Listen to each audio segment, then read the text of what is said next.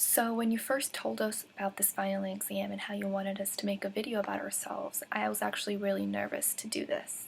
Before coming to UMD last semester, I was actually a completely different person than I am now. If you would have asked me who I am or what am I about, I really would not know what to say because I really didn't know who I was. Unlike most people, I was fine with being alone. Even though I've never lived away from my parents, I just never let myself grow attached to anybody. So I was fine with moving over here. And yes, I did miss my parents a little bit, but it wasn't like most people described it would be. After living at University of Maryland for a semester, I realized some things about myself that I never knew. One of my roommates told me that I needed to do some soul searching and that I really needed to sit down and reevaluate what I thought about myself. Because whenever she used to ask me what I'm about or what I care about, it would be, I really don't care about anything as my answer. Also, this was the first time I was in a long-term relationship, which also helped me figure a lot of things out. I also realized that I'm the type of person who shows others I don't care when I actually do. My boyfriend helped me realize that it was okay to let go. I also realized that I actually did want to become a doctor. Coming from a Montgomery college from last year, I was a 3.8 student, and when I came to Maryland, this semester my GPA actually went down. Most people quit the hard sciences, but after not doing as well as I wanted to this semester, I realized that I need to work harder for my goal. I realized that I don't want to quit even though I'm not doing well, but that I want to try harder, and I really, really did want to become a doctor.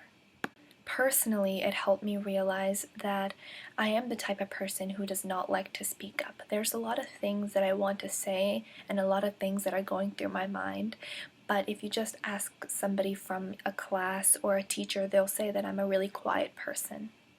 And that's because even though I want to speak up and say something, I just am not able to put my thoughts into words. I want to speak up, but I don't because I don't want to be judged or seen as I'm wrong. The one thing I really dislike is being wrong. Before my speeches, I am always ready with everything I need to say. I am fully prepared. But when I go up in front of the audience is when I completely blank out and don't know what to say. So I have to look down at my note cards.